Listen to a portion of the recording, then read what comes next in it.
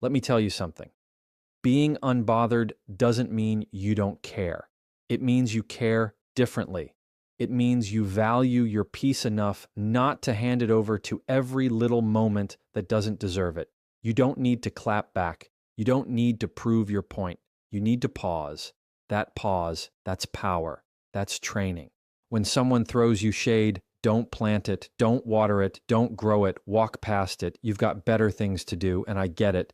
We've all got triggers, but here's the truth. Your triggers are your responsibility. They're your emotional gym. So hit those reps, strengthen that muscle, because when you get stronger, you stop reacting and you start responding. Stop letting every text, every look, every opinion become a fire alarm in your head. Not everything is urgent. Not everything deserves a seat in your peace. When you walk into a room, don't ask, do they like me? Ask, do I like my energy right now? That shift, that's when you know you're training. You can scroll without comparing. You can disagree without arguing. You can hear criticism without crumbling. That's the work. That's the skill. Being unbothered is not about pretending. It's about preparing. So show up calm, not because life is easy, but because you've practiced peace like it's your job. Train for it daily. That's how you win. Emotional discipline is louder than emotional reaction. We live in a world that rewards the loudest voice in the room, the quickest clapback, the sharpest response,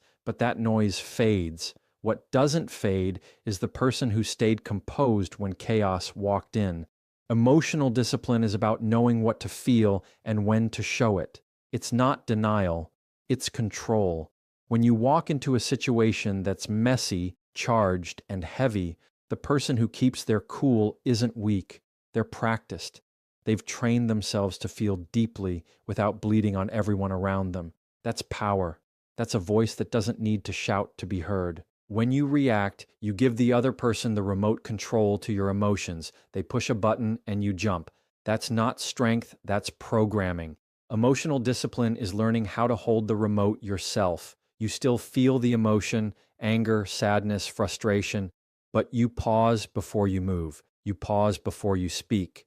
You don't let the heat of the moment turn into words you can't take back. And that pause isn't weakness.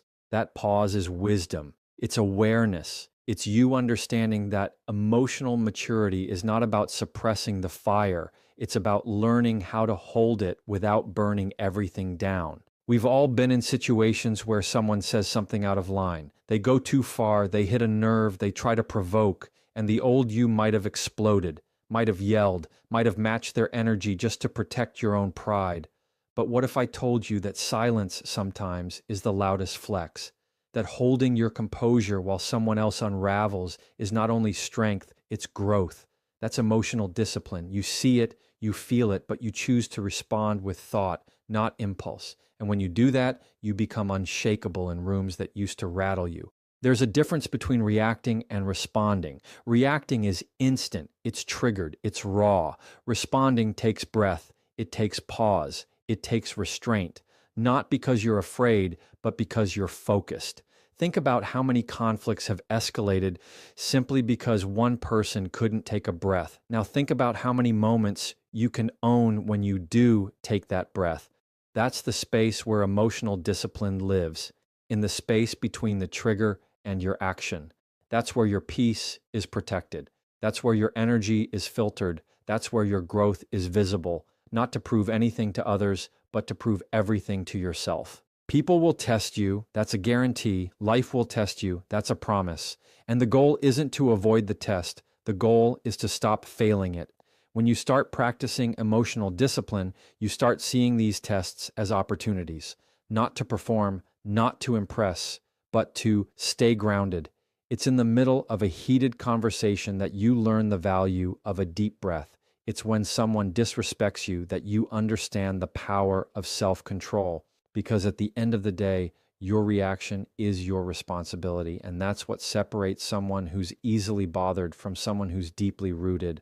Your emotions are valid, every single one of them, but not every one of them needs a stage. Emotional discipline is choosing which emotions get a mic and which ones get processed in private. That doesn't mean you don't express yourself. That means you express yourself with intention, with timing, with impact. Think about how strong you are when you can feel something deeply. and still not let it control your next move. That's emotional strength. That's character. That's the result of discipline that didn't come overnight, but through trial, failure, reflection, and consistency. Training emotional discipline is like building muscle. You don't get it from one moment of calm. You get it from choosing calm over and over again, even when you have every reason to react, especially then.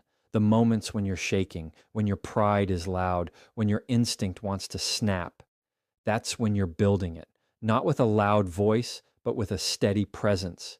You're learning to be the thermostat, not the thermometer. You set the temperature. You hold it, even when everything around you wants to spike. That's how you become emotionally disciplined, and that's how you stay unbothered.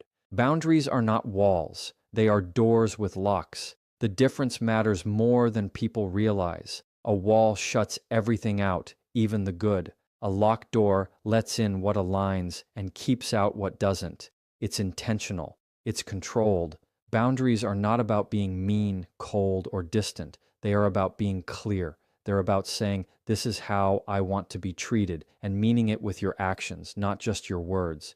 You can love people deeply and still say, this is not okay with me. That's not harsh. That's healthy. Too often, we wait for people to cross a line before we admit the line even exists. And by the time they've crossed it, resentment's already built. Boundaries don't need to be built out of anger. They should be built from awareness. Knowing what drains you, what confuses you, what triggers you, and having the courage to design your life around protection instead of apology. A boundary is not a punishment to others. It's a form of self-respect. It's you recognizing that you don't owe your time, energy, or space to people just because they want it. You owe those things to yourself first. There's a fear that comes with setting boundaries, especially when you've been a people pleaser. You start to wonder, what if they leave? What if they get upset? But here's what matters more. What if you stay and keep getting hurt? What if you keep stretching past your limits just to make someone else comfortable? That's not kindness. That's self-abandonment. Boundaries protect you from abandoning yourself. And yes, some people will get uncomfortable when you start enforcing them, especially if they benefited from you having none. That's not your problem to fix. That's their mirror to face. You're not here to be accessible 24/7. You're not here to be agreeable at your own expense. You're not here to be everything to everyone. And when you realize that, something shifts. You stop explaining yourself so much. You stop over-apologizing. You stop negotiating with your own peace just to keep others from feeling uncomfortable. Boundaries bring freedom. They make your yes mean something because your no has weight. They bring clarity to your relationships, to your habits, to your mind. They're not rigid rules. They're flexible filters. They're how you stay aligned with who you're becoming. It's not always about cutting people off. Sometimes it's about changing how close they get. You can still love someone and not answer every call. You can still care and not engage every time they try to pull you into chaos. Boundaries allow you to stay connected without being consumed. They teach others how to treat you, but more importantly, they remind you of how you deserve to be treated. That's where real self-worth shows up, not in what you allow once, but in what you consistently protect. You don't have to shout your worth, just show it by how you move. The hardest boundaries to keep are the ones with people you're close to, family, friends, partners.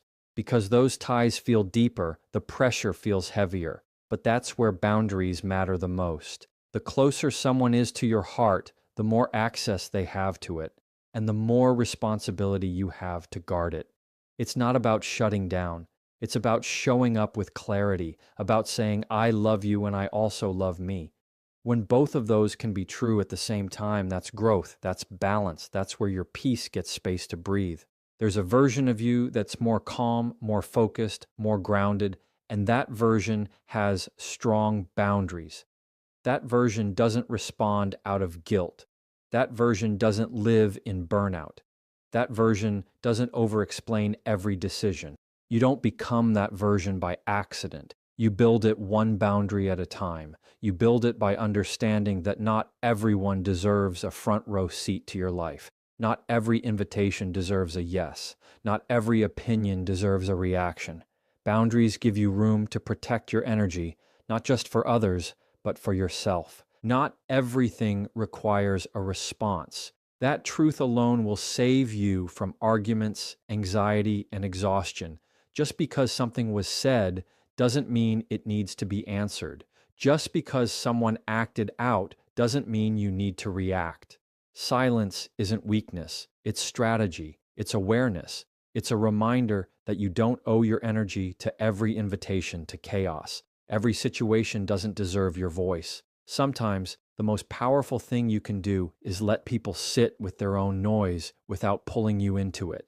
That's how you keep your peace from getting hijacked by someone else's storm. Every response costs you something: time, energy, focus. And the truth is, not every moment deserves that payment. When you're always responding, defending yourself, explaining yourself, proving your point, you end up drained. You turn every minor thing into a major event. You become reactive instead of reflective. But when you train yourself to pause, to breathe, to choose stillness over reaction, you shift into control. You're not ignoring reality, you're mastering it. You're learning that maturity isn't about winning the last word. It's about knowing which words are even worth speaking in the first place. Some people speak just to get a rise out of you. They don't want understanding. They want attention. They don't care about clarity. They want control. And the moment you bite, you've handed it over. You've entered a game that doesn't serve you. So instead of falling into the trap of defending every boundary, just enforce it. Instead of explaining every decision, just live it. You don't need to type out that paragraph. You don't need to chase closure in every conversation. Peace gets louder when your responses get quieter. It's not silence from fear, it's silence from confidence. You have to ask yourself in every situation, what's the goal here? Is the goal peace or is it pride? Is the goal clarity or is it control?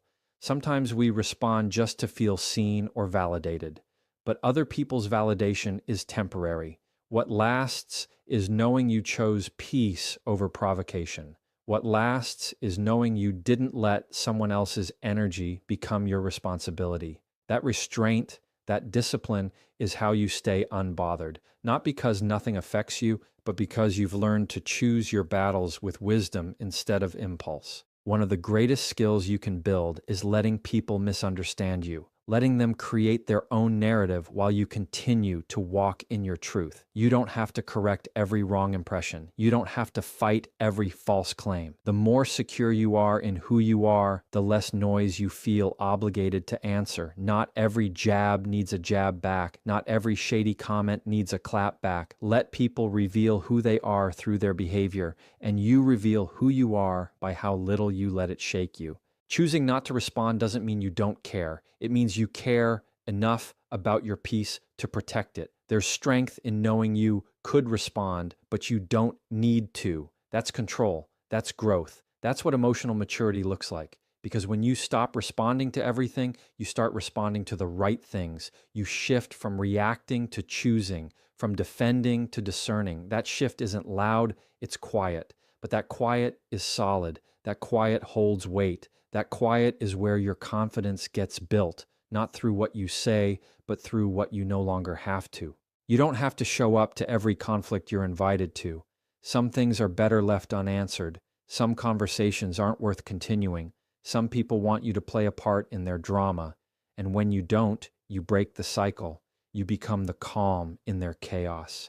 You become the one who chooses peace, not just once, but as a way of life. That choice doesn't come from being passive.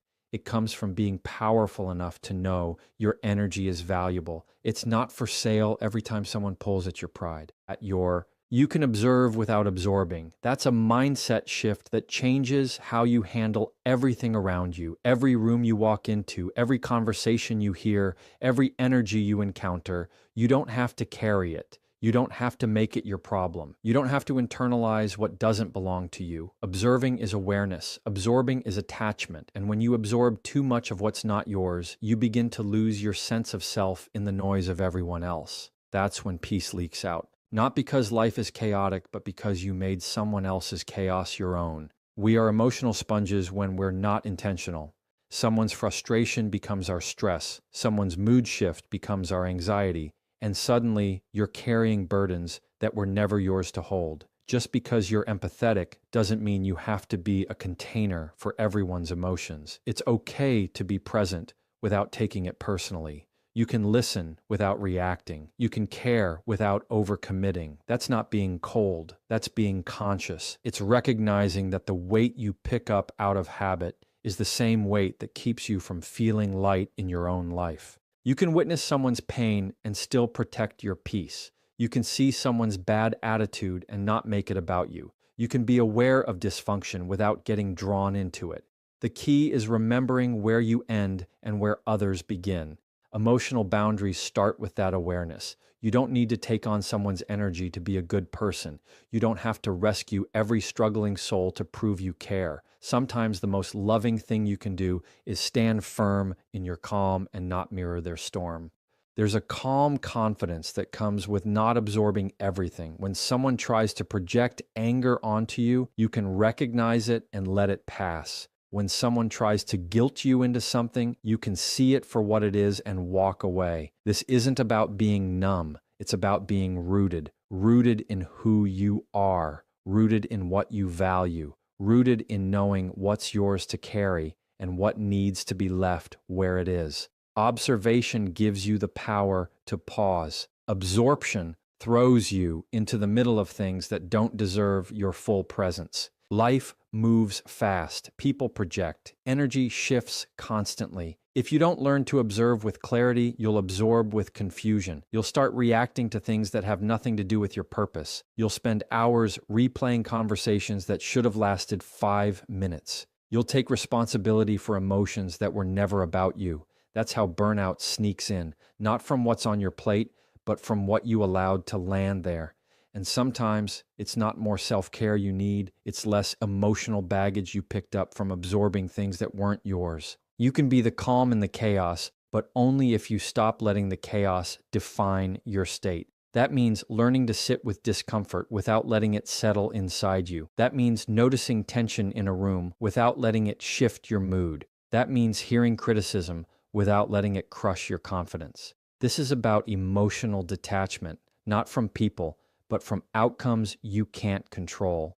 You're allowed to stay solid while everything around you shifts. You're allowed to protect your vibe like it's sacred, because it is. Some people aren't trying to hurt you, they're just hurting. Some situations aren't personal, they're patterns. And when you start to see that, really see it, you stop making everything about you. That's the difference between absorbing and observing. One drowns you, the other empowers you. One makes you reactive, the other makes you reflective. When you observe without absorbing, you move through life with more peace, more focus, and more emotional freedom. You no longer let every room, every face, every word shape your inner world. You keep what aligns and let go of what doesn't. Peace is a daily choice, not a final destination. It's not a one-time fix or a magical moment where everything lines up perfectly. It's not about waiting for all the noise to disappear or for life to get easier. Peace doesn't arrive when the world calms down. It shows up when you decide to calm yourself down every day on purpose. It's something you practice, not something you find.